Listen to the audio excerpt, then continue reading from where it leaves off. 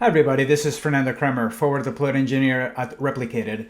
And on this installment of KOTS tips and tricks, we're going to take a look at how you would take a release created in Vendor Web and install it on a VM. So let's get started. So as we mentioned, the desired outcome of this video is to install the release on a VM. And to do that, we'll need to have a release, which we created in the previous video, and also a VM with the proper requirements and access. Now for this video, we're going to keep things simple. So if we go back to Vendor Web and go back to releases, here's the release that we created in our Getting Started video. Now if we go back to channels and focus on the unstable channel where it was promoted, we can see at the bottom you have commands on how to install the application. There's two flavors: existing cluster, where you provide an existing Kubernetes cluster like EKS, or embedded cluster, in this case a VM.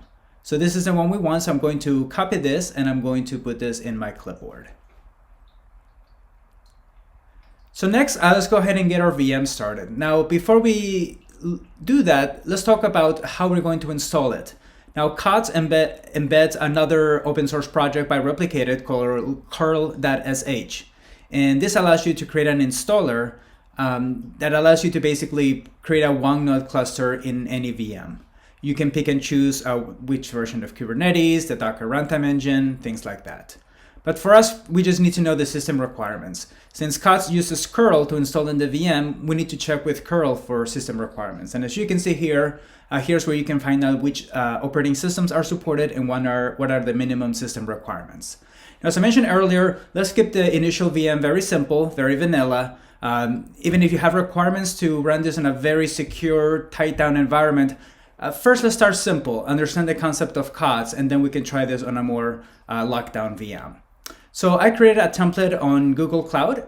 You can use your favorite cloud vendor or a local VM.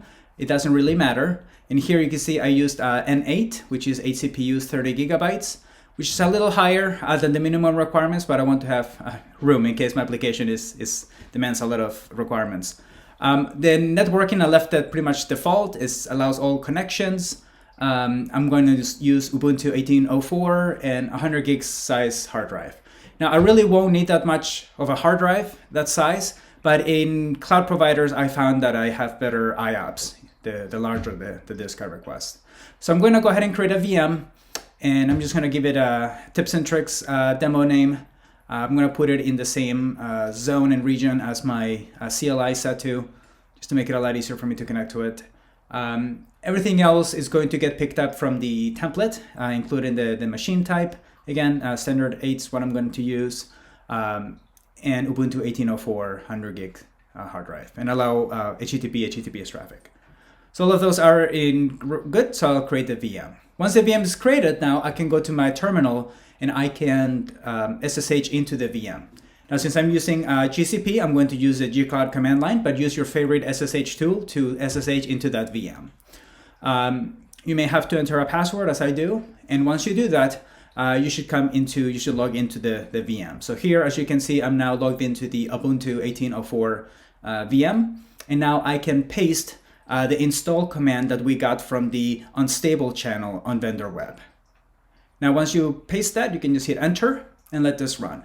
And what this will do is it will start fetching all the components to bootstrap that Kubernetes cluster. So the first thing is fetching is those add-ons that we saw in curl.sh. All those things that are set up in KOTS for your Kubernetes installer are being installed. So I'm just going to forward this to the end. I'm not going to bore you with 10 minutes of an installer, but this is what it looks like once it's finished. And what you're looking for is the KOTS admin URL. This is the URL now that we're going to use to continue with the installation/configuration. So I'm going to switch over to a browser now. And in that browser, I'm going to browse to this address and have that password in my clipboard. So this is the starting page. It's just warning you that this is not an HTTPS connection. You just gotta go through the prompts. And on this screen is where you can choose to enter your own SSL certificate or your own private key. But for this, we're gonna keep it simple again. So we're gonna skip and continue. We're going to use that password that was provided in the command output, put it in here, and then click on login. Now, one thing we haven't done yet is create a customer or a license. So let's switch over back to Vendor Web.